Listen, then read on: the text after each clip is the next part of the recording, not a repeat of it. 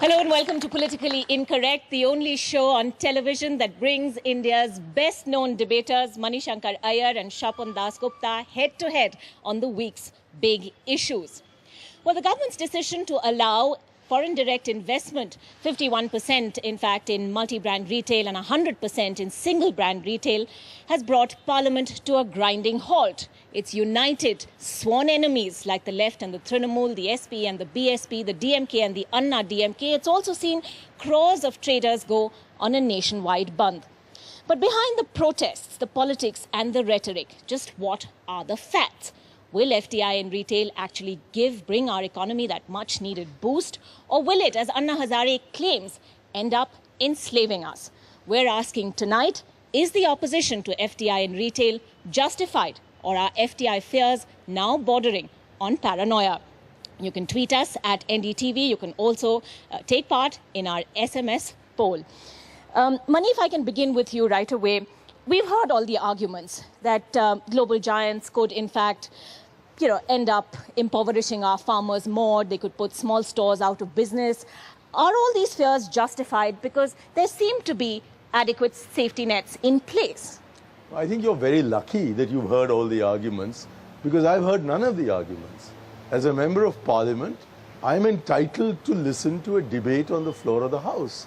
And I find it ridiculous that those who oppose the government's decision are preventing themselves from having the opportunity of flaying the government.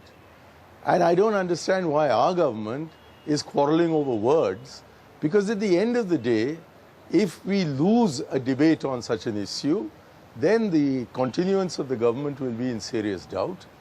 But if we win this argument, irrespective of the wording, then the continuity of the government is assured.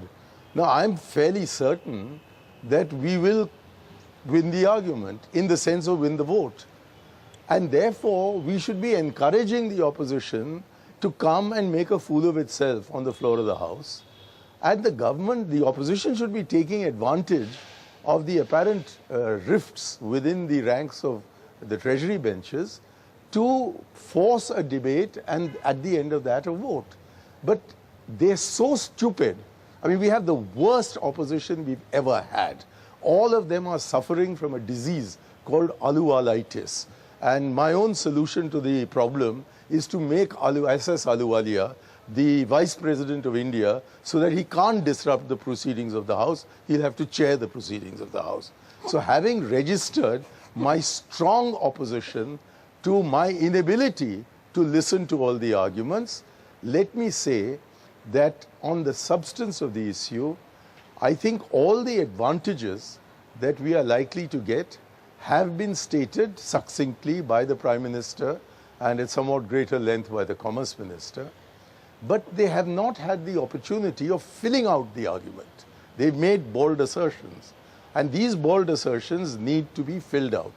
At the same time, the opposition has been caterwauling, but hardly listing all the objections they can have to this. So it is important not only to listen to the two sides, but also to listen to each side refuting the other. Ankita, what's very interesting, and Mani says he's got an open mind. Being a member of Parliament with a three-line whip accompanying him, when he says he's got an open mind, it suggests one thing, that he is a dissident. That he is? He is a dissident.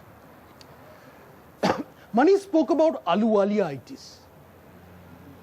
Now, it's not merely the opposition which is gripped by aluwaliitis. I've heard over the past week many government people saying, we too are gripped by aluwaliitis. Except it's not an SS, it's an MS. NDTV's cricket app, Android and iPhone, fastest scorecard, special analysis, and much more. Download free. ndtv.com/apps.